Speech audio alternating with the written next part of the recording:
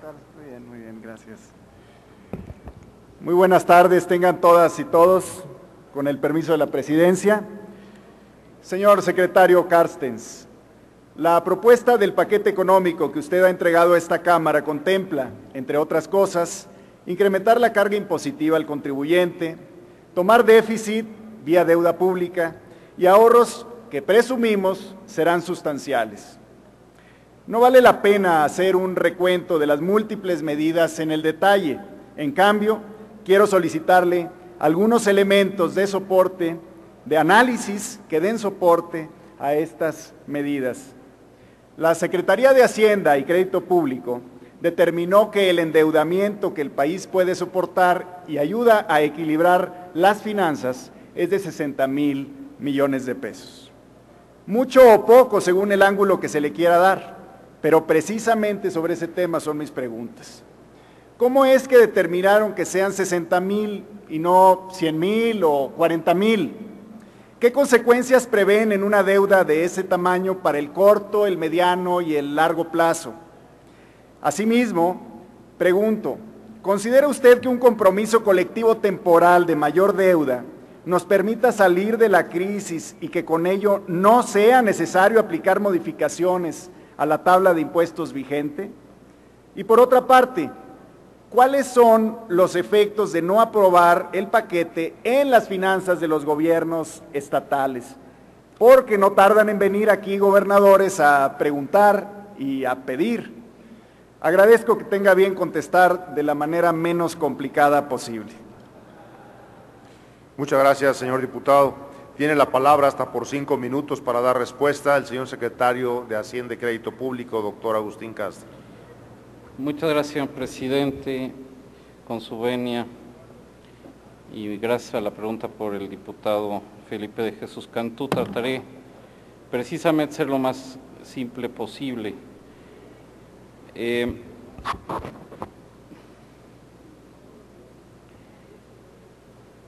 La razón principal por la cual es importante reflexionar con mucho cuidado el monto de la deuda y del déficit al cual se recurre es porque no es dinero gratis, es dinero que se toma prestado, es simplemente pasar la necesidad de generar mayores ingresos en el presente para generarlos en el futuro. Es una manera de aumentar la carga fiscal hacia las generaciones futuras.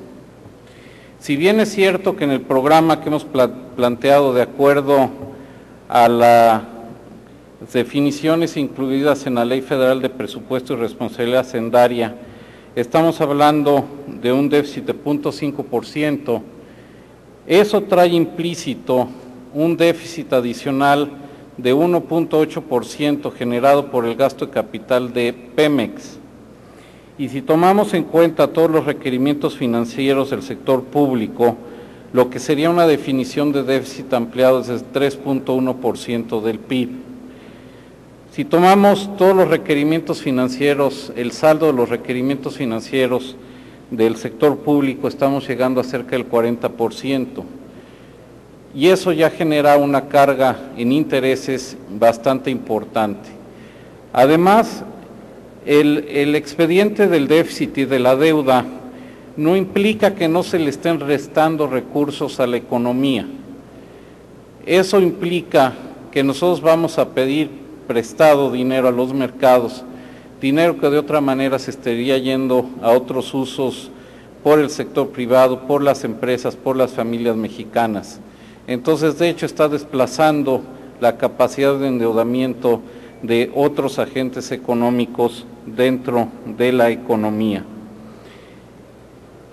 Y también existe una consideración muy importante que hay que hacer y que he reiterado durante toda esta mañana aquí en esta comparecencia, y es la importancia de hacer una distinción entre lo que es la disminución en los ingresos públicos transitorios y los que son permanentes. Los que son sujetos a financiarse a través de deuda son los transitorios, por la sencilla razón de que esos ingresos, conforme se vaya dando la recuperación económica, van a regresar y por lo mismo habría capacidad para pagar esos recursos. Sin embargo, si se extiende el monto del financiamiento a la caída de los ingresos permanentes, eso sí generaría consecuencias debido fundamentalmente a que no se está generando la capacidad de pago de esa deuda. Esa es una distinción muy importante.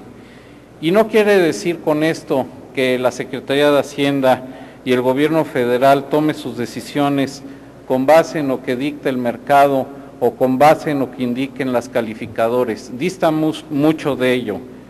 Sin embargo, una deuda en exceso, una deuda que vaya buscando el financiamiento de caídas permanentes en los ingresos, significaría un costo mucho más elevado, significaría un desplazamiento dentro del mismo presupuesto de rubros de gasto que se destinaría de otra manera al gasto social, al gasto de infraestructura. Son costos en pesos y centavos y son costos que obviamente sí le preocupan al gobierno federal. Además, el hecho de las calificadoras es un tema importante y sí es tema que nos preocupa porque puede tener implicaciones en la realidad económica nacional. El día de hoy, al tener México un grado de inversión, hay una cantidad muy importante de recursos que están invertidos precisamente porque el país tiene capacidad de servir su deuda. Si eso se pone en cuestionamiento, no nada más dejan de entrar recursos, sino que saldrían capitales del país. Habría fugas de capitales del país con consecuencias muy graves en términos de tasas de interés, de tipo de cambio, de inflación. Por lo mismo, esos son fenómenos que hay que evitar a toda costa, porque sabemos que esos fenómenos, esas manifestaciones no ayudan a la población y no ayudan al país. Gracias. Muchas gracias, señor secretario.